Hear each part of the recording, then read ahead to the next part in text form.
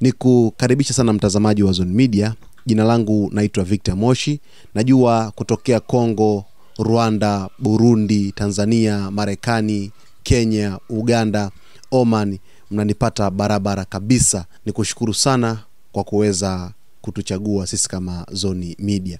Sasa mtazamaji, hapa nakuletea taarifa moja ya ndani sana ambayo inakwenda kuzungumzia kwa undani kuhusu historia ya jeshi la Kongo maarufu kama FARDC, kuanzia chanzo hadi sasa hivi, ambalo limekuwa mara kwa mara kwenye mapambano na waasi ambao wamekuwa kizuka katika maeneo mbalimbali mwa nchi ya Kongo, maarufu kabisa wakiwa ni waasi wa M23 na wanamgambo wa ADF. Jeshi la Jamhuri ya Kidemokrasia ya Kongo linalojulikana kama FARDC, yani Forces Arms de la République Démocratique du Congo, ni moja ya majeshi yenye historia ndefu sana, migogoro mingi na safari ya kipekee barani Afrika. Kutoka katika urithi wa wakoloni hadi kuwa jeshi la taifa lenye wanajeshi maelfu leo hii, FARDC limepitia hatua nyingi za mabadiliko ya kisiasa, kijeshi na kijamii.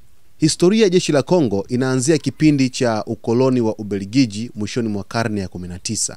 Mnamo mwaka 1888, Mfalme Leopold wa pili wa Ubelgiji aliunda Force Publique, jeshi linalojumuisha askari wa Kiafrika waliokuwa wakiongozwa na maafisa wa Kibelgiji. Lengo kuu lilikuwa kulinda maslahi ya kikoloni, kulazimisha kazi za wachimbaji wa mpira na kudhibiti raia waliopinga utawala wa kikoloni. Force Publique ilitumia nguvu kubwa dhidi ya wakazi wa Kongo na ilihusishwa na ukatili mkubwa uliosababisha maelfu ya vifo. Hata hivyo, lilikuwa ni jeshi lenye nidhamu kali, silaha za kisasa kwa wakati huo, na lilicheza jukumu muhimu katika vita vya pili vya dunia mnamo mwaka 1939 hadi mwaka 1945, likipigana upande wa washirika. Kongo ilipopata uhuru mnamo Juni 30 mwaka 1960, Force Publique ilibadilishwa jina kuwa Armée Nationale Congolaise, ANC. Hata hivyo, uhuru huo haukuleta utulivu. Siku chache tu baada ya uhuru, wanajeshi wa Kiafrika waliasi dhidi ya maafisa wa Kibelgiji waliokuwa bado wanawaongoza. Mapinduzi hayo yalijulikana kama Mutiny of 1960 na yalisababisha machafuko makubwa yaliyotikisa serikali changa ya Patrice Lumumba. Baadaye Jenerali Joseph Désiré Mobutu, baadaye Mobutu Sese Seko, alitumia vurugu hizo kujipatia nguvu na kuchukua madaraka mwaka 1965, na ANC ikawa chini ya uongozi wake wa moja kwa moja.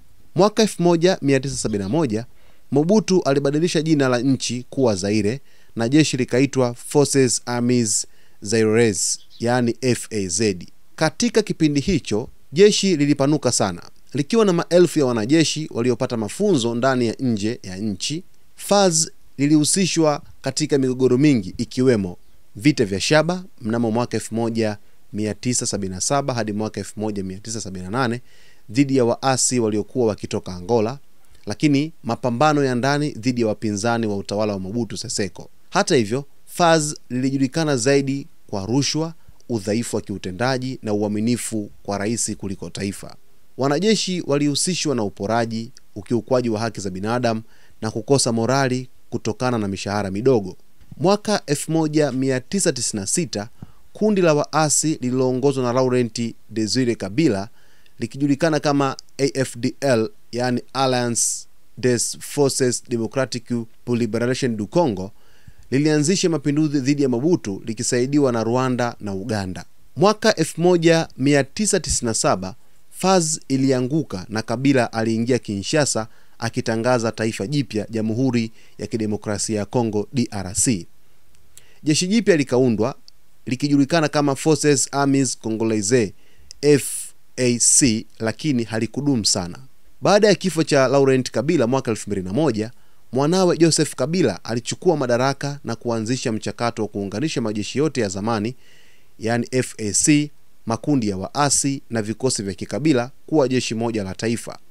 Sasa mwaka 2003, jeshi jipya lilizaliwa rasmi likiitwa FARDC, yani Forces Armées de la République Démocratique du Congo. Tangu kuundwa kwake, FARDC limekuwa likijaribu kujijenga upya kama jeshi la kitaifa linaloongozwa na nidhamu na utaalamu. Leo hii lina wanajeshi wanaokadiriwa kuwa kati ya 150,000 hadi 180,000 wakiwa katika vitengo vya jeshi la nchi kavu, yani land forces, jeshi la anga, yani air force, jeshi la majini, navy forces, na vikosi maalum na walinzi wa rais, Republican Guard. Vikosi vya FARDC vimehusika katika vita kadhaa mashariki mwa nchi hiyo dhidi ya makundi kama M23, ADF, Codeco na Mai Mai, pamoja na kusaidia katika operesheni za kikanda kupitia ushirikiano wa SADC na EAC. Serikali ya sasa chini ya Rais Felix Tshisekedi imeanza mageuzi ya kina ndani ya FARDC, ikijumuisha mafunzo mapya kwa wanajeshi, ununuzi wa vifaa vya kisasa, uboreshaji wa malipo na makazi, kusafisha jeshi dhidi ya rushwa na uaminifu wa kisiasa. Pia DRC imeanzisha ushirikiano wa kijeshi na mataifa jirani kama Angola, Afrika Kusini na Tanzania kupitia muungano wa SADC Brigade. Licha ya changamoto nyingi, FARDC bado ni nembo ya taifa na chombo kinachowakilisha umoja wa Kongo. Wanajeshi wake wamepambana katika mazingira magumu, wamelinda mipaka na mara nyingi wamekuwa nguzo ya matumaini kwa mamilioni ya wananchi wanaotamani amani katika taifa lenye utajiri mkubwa wa madini lakini lililokumbwa na migogoro. Kutoka Force Publique ya ukoloni hadi FARDC ya leo, safari ya jeshi la Kongo ni hadithi ya mapambano, mageuzi na matumaini. Ni historia ndefu inayojumuisha vita, migogoro ya ndani, mapinduzi ya kisiasa na harakati za kujenga jeshi la kitaifa linalolinda raia wake. Leo FARDC linaendelea kubeba jukumu kubwa kulinda taifa, kupambana na waasi na kuhakikisha historia ya maumivu ya vita haitarudi tena katika ardhi ya Kongo.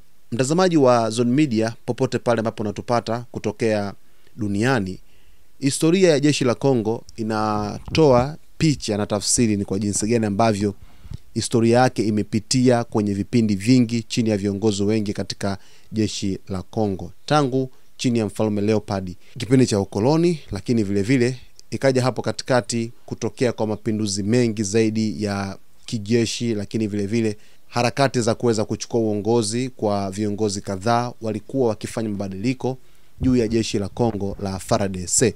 Sasa hadi hivi leo limefika kuitwa FARDC.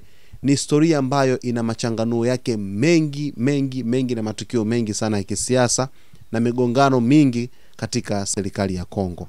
Na historia hii ya jeshi la Kongo inakupa tafsiri ya wazi kwamba Kongo ambayo unaiona leo hii kwenye masuala ya kijeshi ikilinda wananchi wake dhidi ya waasi wa M23, licha ya kupitia changamoto, lakini wamekuwa wakipambana kwa juhudi kubwa kabisa kuhakikisha kwamba Kongo inabaki salama wakati wote na raia wake wanaishi salama.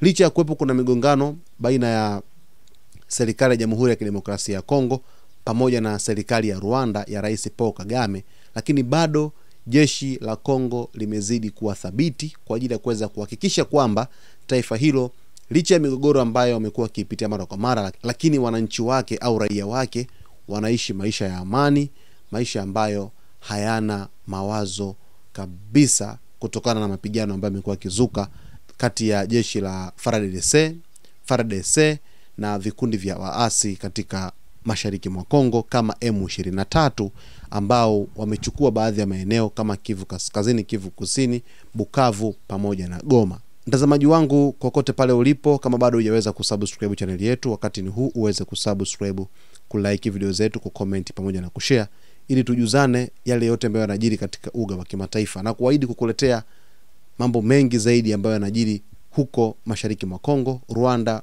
Burundi na maeneo mengine yote. Mimi naitwa Victor Moshi.